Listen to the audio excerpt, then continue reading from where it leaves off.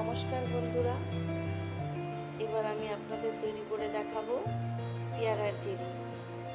কাঁচা পাকা মিলিয়ে আমি পেয়ারা কেটে নিয়েছি।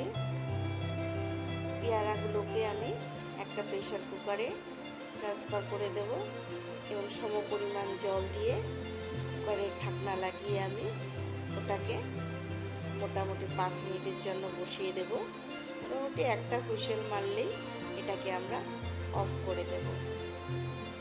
দেখতে পাচ্ছেন বন্ধুরা, এটা আমাদের হয়ে এসেছে। এখন এটাকে আমরা ছাঁকনিতে ঢেলে নেব। দেখবেন বন্ধুরা, এটার আঁশ যেন চলে না যায়, আমাদের শুধু জলটারই প্রয়োজন। একটা গ্যাসে প্যান বসিয়ে দেব এবং একটা বাটির মেজারমেন্ট করে আমি 3 বাটি পরিমাণ জল দিয়ে দেব। 3 বাটি পরিমাণ জল দিয়ে দিয়েছি। তো এখানে আমি ওই বাটি দিয়ে মেজারমেন্ট করে আমি 3 বাটি পরিমাণ চিনি দিয়ে দেব। দেখবেন বন্ধুরা, এটার মেজারমেন্ট যেন ঠিক হয়।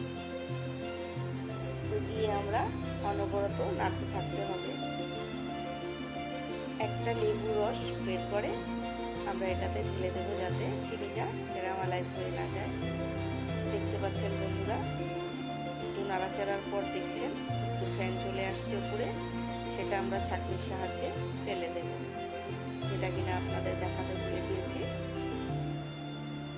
এভাবে নাড়তে থাকতে হবে, অনেকটা শুকিয়ে আসবে, একটু আঠালো ভাব হবে, তখন আমরা এতে মিশিয়ে দেব ফুড কালার।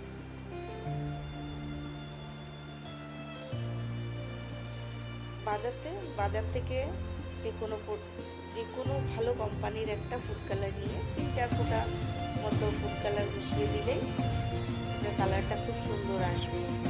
হয়ে গেল আমাদের জ্যাম, তৈরি হয়ে গেল। এটাকে আমরা একটা গরম একটা জারে ট্রান্সফার করে দেব। এবার ঠান্ডা হতে দেব। ঠান্ডা হয়ে এলে আপনাদের বের করে দেখাচ্ছি। এই দেখুন বন্ধুরা, সুন্দর একটা জ্যাম তৈরি হয়ে গেছে। এটা খেতেও খুব সুস্বাদু এবং হেলদি হয়। ধন্যবাদ বন্ধুরা, ভালো থাকবেন।